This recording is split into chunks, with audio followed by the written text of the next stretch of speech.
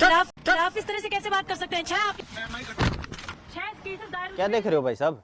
देख रहा हूँ तुम्हारे माननीय सम्माननीय तेजस्वी ऊर्जावान संस्कारी सांसद ब्रिजभूषण शरण सिंह जी के कारनामे। अब ऐसा क्या कर दिया उन्होंने? वही जो श्रीमान को आता है, बदतमीजी की है एक महिला पत्रकार से। और बदतमीजी भी कोई छोटी मोटी नहीं, पहले धमकाया और फिर माइक तोड़ दिया। और माइक क्या, शायद कोशिश तो हाथ तोड़ने की थी, सबक सिखाने की थी, ताकि भविष्य में किसी पत्रकार की हिम्मत ही ना हो उनसे कोई सवाल पूछने की। सोचो, जो आदमी सार्वजनिक तौर पर सरेआम कैमरे के सामने एक महिला पत्रकार को धमका सकता है, उसके ऊपर हमला कर सकता है, वो बंद कमरे में जो लड़कियां उसके अधीन आती हैं, उसके संरक्षण में हैं, उनके साथ क्या बर्ताव करता होगा।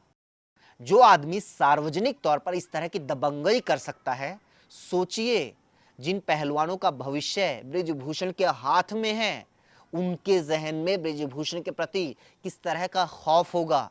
क्या वो जुबान खोलने की हिम्मत करेंगी? पहले तो मीडिया वालों को बड़ी गालियां देते थे, अब आपको मीडिया वालों पर तरस आने लगा। वाह! आएगा, तरस आएगा। हर उस पत्रकार के लिए तरस आएगा जो इस तरह के सवाल पूछने की हिम्मत करेगा, जिसके ऊपर इस तरह का हमला होगा, जिसको धमकाया जाएगा सिर्फ सवाल पूछने पर। देश तो चाहता है कि हर पत्रकार इस तरह के सवाल पूछे, सरकार से, ब्रिजभूषण जैसे नेताओं से सवाल पूछे। वो जो स्टूडियो में बड़े बड़े एंकर बनकर बैठे हुए हैं, वो लोग भी सवाल पूछें, उनकी रीढ़ भी कुछ सीधी हो, वो भी जुबान खोलने की हिम्मत करें।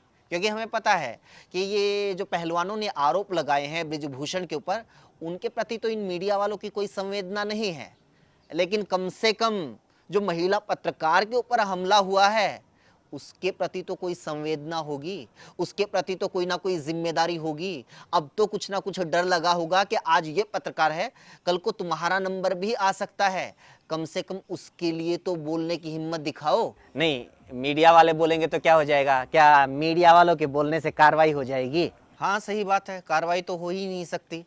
जब एफआईआर करवाने के लिए भी पहलवानों को हाई कोर्ट जाना पड़ा, तब जाके एफआईआर हुई। उसके बाद चार्जशीट सामने आई। चार्जशीट में स्पष्ट तौर पर कहा गया है कि ब्रिजभूषण के ऊपर जो आरोप लगे हैं, उनके आधार पर उनके ऊपर कार्रवाई की जानी चाहिए, लेकिन कार्रवाई नहीं हो रही। जब इस तरह के आरोप किसी आम आदमी के ऊपर लग जाएं, तो 5 मिनट ना लगाए पुलिस उसको जेल में ठूसने में, लेकिन यहाँ तो ब्रिजभूषण जी हैं। चार्जशीट की बात तो आप ऐसे कर रहे हो, क्या चार्जशीट में जो लिख दिया उससे दोष साबित हो जाते हैं? दोषी तो तब साबित होंगे ना जब जांच होगी, ढंग से निष्पक्ष तरीके से जांच होगी।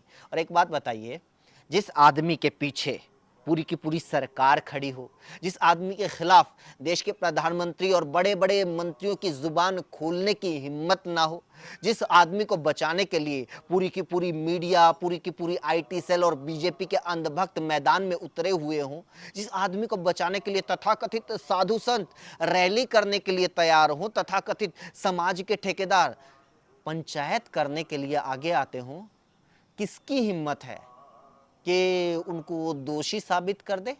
किसकी हिम्मत है उनके ऊपर कोई कार्रवाई कर दे?